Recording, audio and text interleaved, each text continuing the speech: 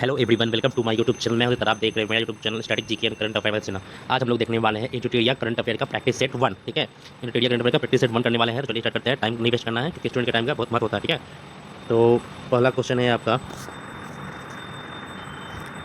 किनकी 300वीं जयंती पर प्रधानमंत्री नरेंद्र मोदी द्वारा 300 रुपये का स्मारक सिक्का और डाक टिकट जारी किया गया।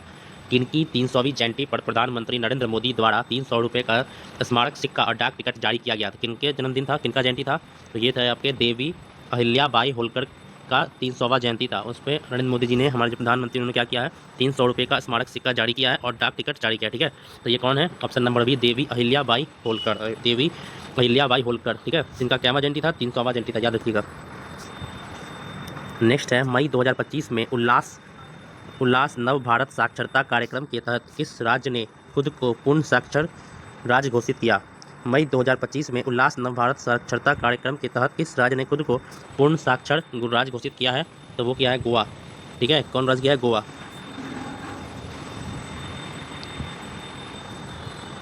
भारतीय भाषाओं के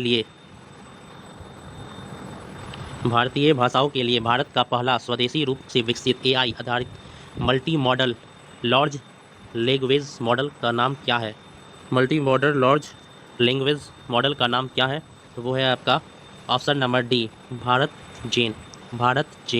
ठीक है, भारतीय भाषाओं के लिए भारत का पहला स्वदेशी रूप से विकसित एआई आधारित multi modal large language model का नाम क्या है? तो भारत जेन। केंद्र सरकार ने जम्मू कश्मीर के किस वन्य जीव अभयारण्य को इको सेंसिटिव जोन के रूप में घोषित किया है? केंद्र सरकार ने जम्मू कश्मीर के किस वन्यजीव अभयारण्य को इको सेंसिटिव जोन के रूप में घोषित किया है? तो इसका राइट आंसर हो जाएगा ऑप्शन नंबर बी, त्राल वन्यजीव अभयारण्य। ठीक है, केंद्र सरकार ने जम्मू कश्मीर के किस वन्यजीव अभयारण्य को इको सेंसिटिव जोन के रूप में घोषित किया है? त्राल वन्यजीव अभयारण्य। भारत सरकार ने जनगणना 2027 की घोषणा की है, जिसमें जातिगत जनगणना भी शामिल होगी। यह कितने चरणों में आयोजित की जाएगी? भारत सरकार ने जनगणना 2027 की घोषणा की है, इसमें जातिगत जनगणना भी शामिल होगी। यह कितने चरणों में आयोजित की जाएगी? तो 5 का होगा ऑप्शन नंबर ए, 2 चरणों में आयोजित की जाएगी। भारतीय रिजर्व बैंक 2025-26 के लिए कितने प्रतिशत जीडीपी वृद्धि का अनुमान लगाया है? जीडीपी वृद्धि का अनुमान लगाया है 6.5। भारतीय रिजर्व बैंक ने वर्ष 2025-26 के लिए कितने प्रतिशत जीडीपी वृद्धि का अनुमान लगाया है? 6.5। Option number C is the correct answer. Bharat के पहले मानव युक्त गहरे समुद्र मिशन के से संबंधित निम्नलिखित कथनों पर विचार करें। भारत 2026 तक अपना पहला मानव गहरे समुद्र अन्वेषण मिशन समुद्रयान लॉन्च करेगा। इस मिशन का उद्देश्य स्वदेशी रूप से विकसित पनडुब्बी मत्स्य 6000 का प्रयोग करके 8000 मीटर की गहराई पर समुद्री संस्थानों का पता लगाना। समुद्रयान पृथ्वी विज्ञान मंत्रालय के नेतृत्व में डीप ओशन मिशन डीओएम का एक प्रमुख घटक है। तो सत्य कथन का चयन करें। इसमें तीनों में से कौन सा कथन सत्य है? तो तीनों में से कौन सा कथन सत्य है आपको देखना है। तो ये हो जाएगा आपका सी नंबर, कथन 1 और 3 सत्य है। कथन 1 और 3 सत्य है, मतलब ये सही है 3 नंबर, और 1 नंबर सही है।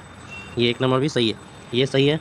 भारत 2026 तक अपना पहला मानव गहरे समुद्र अन्वेषण मिशन समुद्रयान लॉन्च करेगा। समुद्रयान कब लॉन्च करेगा? भारत 2026 में। ठीक है, और समुद्रयान पृथ्वी विज्ञान मंत्रालय के नेतृत्व में डीप ओशन मिशन डीओएम का एक प्रमुख घटक है। ये दोनों सही है, ये और ये सही है, और ये दूसरा नंबर गलत है। ठीक है,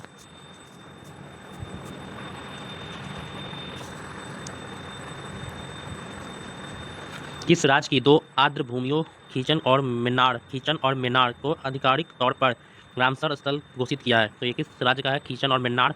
तो ये है आपका D number, Rajasthan. Sorry, question number 14 पे आगे 7 से इधर जाना। तो 8 नंबर, इंडिया जस्टिस रिपोर्ट 2025 से संबंधित निम्नलिखित कथनों पर विचार करें।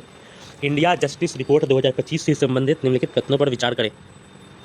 यह रिपोर्ट टाटा ट्रस्ट द्वारा जारी की जाती है। यह रिपोर्ट टाटा ट्रस्ट के द्वारा जारी की जाती है।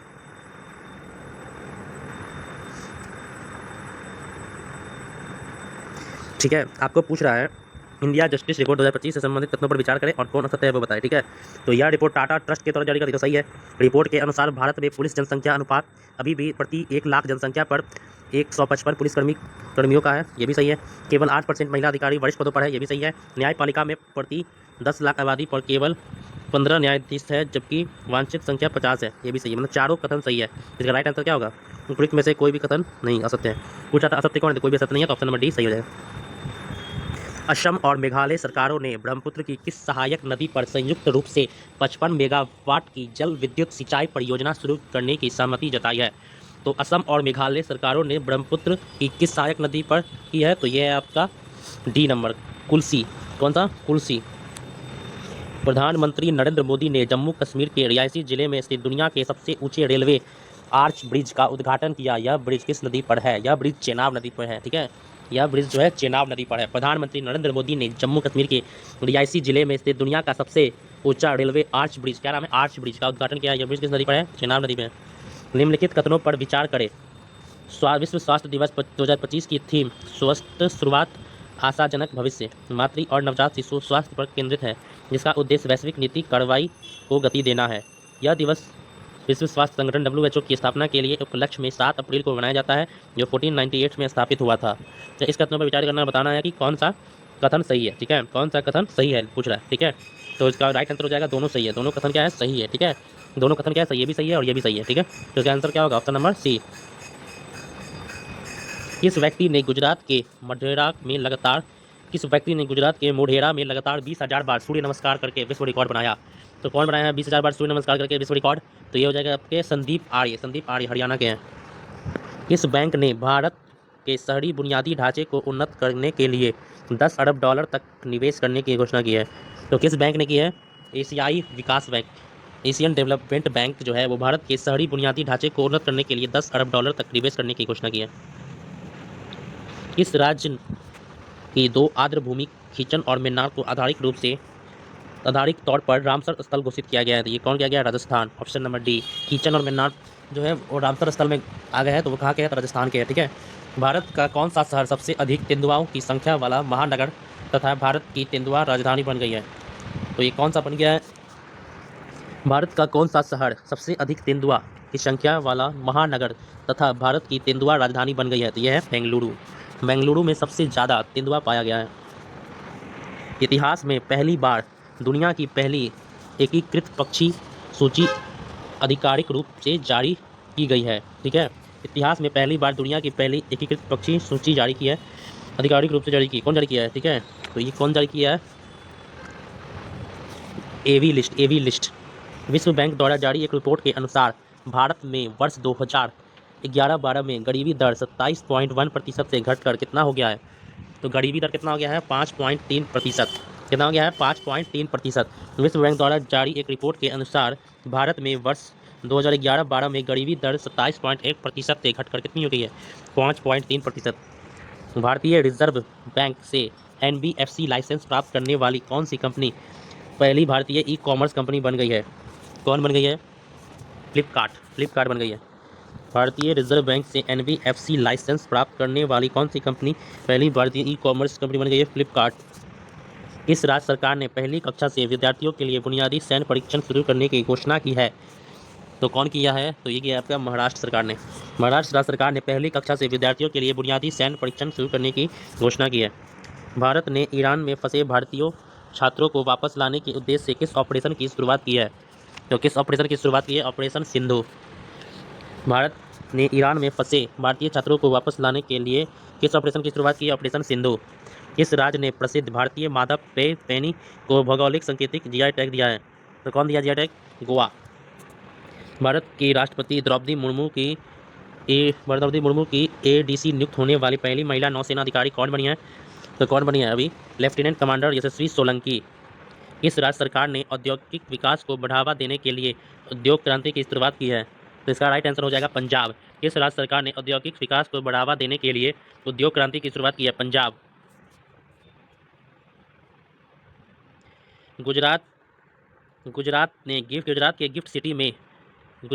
गिफ्ट सिटी में क्वींस यूनिवर्सिटी बेलफास्ट के नए अंतर्राष्ट्रीय परिसर का पहला डीन किसे नियुक्त किया गया है? तो पहला किसे नियुक्त किया गया है? प्रोफेसर M सतीश कुमार को। Option number C is the correct answer. Bihar सरकार ने वरिष्ठ नागरिकों, विधवाओं और दिव्यांगों की पेंशन 400 रुपये से बढ़ाकर कितने रुपये प्रति माह करने की घोषणा की है? 1100 रुपये। बिहार सरकार ने वरिष्ठ नागरिकों, विधवाओं और दिव्यांगों की पेंशन 400 रुपये से बढ़ाकर कितने रुपये प्रति माह करने की घोषणा की है? 1100।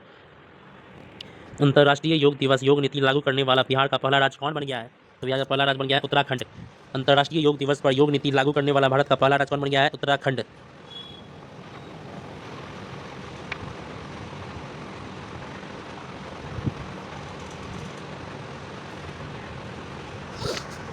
किस राज्य सरकार ने ट्रांस समुदाय को ओबीसी का दर्जा देने तथा आंगनबाड़ी कार्यकर्ताओं के लिए 50% आरक्षण की घोषणा की है?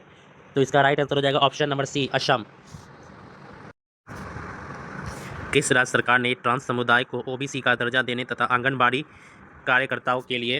कार्यकर्ताओं के लिए 50%, कितना प्रतिशत? 50% आरक्षण देने की घोषणा की है, आरक्षण की घोषणा की है। तो किसने की है अभी? तो इसका राइट आंसर क्या हो जाएगा? राइट आंसर हो जाएगा इसका असम। क्या हो जाएगा राइट आंसर? असम। किस राज्य सरकार ने ट्रांस समुदाय को ओबीसी का दर्जा देने तथा आंगनबाड़ी कार्यकर्ताओं के लिए 50% आरक्षण देने की घोषणा किया है? तो ये किया है असम सरकार ने। इसका राइट आंसर हो जाएगा ऑप्शन नंबर सी, असम। हाल ही में जारी एक रिपोर्ट के अनुसार कौन सा देश 2024 में जापान को पीछे छोड़कर दुनिया का सबसे बड़ा ऋणदाता देश बन जाएगा? सबसे ज्यादा ऋणदाता देश कौन बन जाएगा? जर्मनी। अंतर्राष्ट्रीय बुकर पुरस्कार 2025 से संबंधित कथनों पर विचार करें।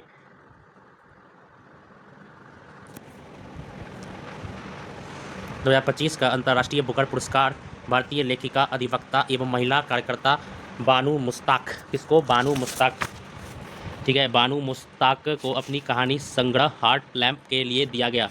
किसके लिए दिया गया? दिया गया। तो ये सही है, पहला सही है ये, ठीक है, पहला सही है। हार्ट लैम्प इस सम्मान से सम्मानित होने वाला पहला तमिल कहानी संग्रह है। यह 15, यह गलत है, केवल एक। इसका राइट आंसर हो जाएगा केवल एक, सही है, ऑप्शन नंबर ए। यूनेस्को ने किस भारतीय शहर को क्रिएटिव सिटी का गैस्ट्रोनॉमी में नामांकित किया है? तो किसको किया नामांकित? इसका राइट आंसर हो जाएगा option number C, Lucknow. UNESCO ने लखनऊ को क्रिएटिव सिटी का गैस्ट्रोनॉमी में नामांकित किया है। कौन सी कंपनी माइक्रोसॉफ्ट को पीछे छोड़कर दुनिया की सबसे मूल्यवान कंपनी बन गई है? दुनिया की मूल्यवान कंपनी कौन बन गई है अभी? ये बन गई है एनवीडिया। एनवीडिया क्या बन गई है? Nvidia, option number A.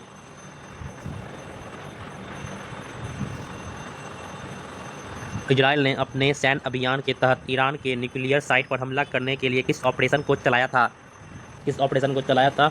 Operation rising line. Operation rising line. Israel ने अपने सैन्य अभियान के तहत ईरान के न्यूक्लियर साइट पर हमला करने के लिए ऑपरेशन राइजिंग लाइन को चलाया था।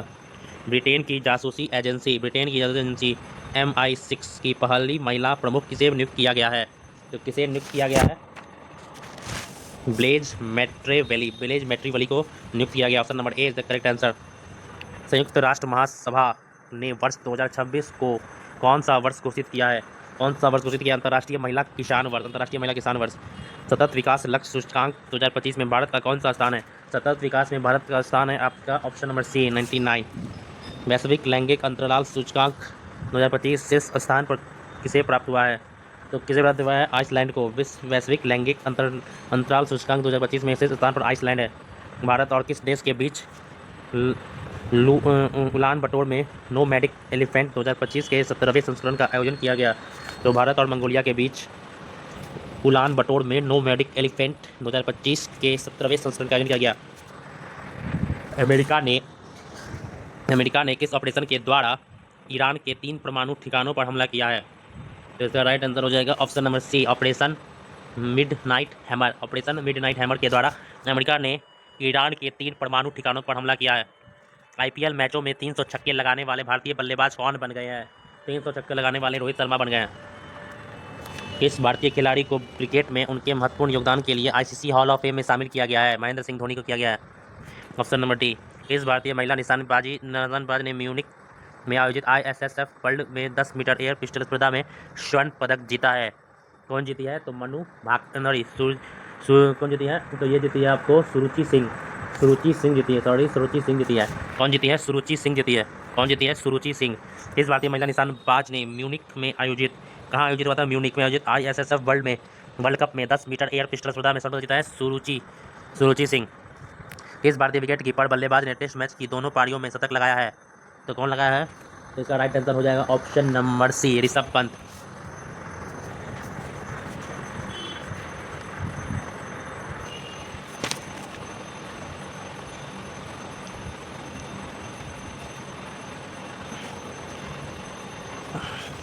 फिर आपका ICC विश्व टेस्ट चैंपियनशिप 2025 का खिताब किस देश ने जीता?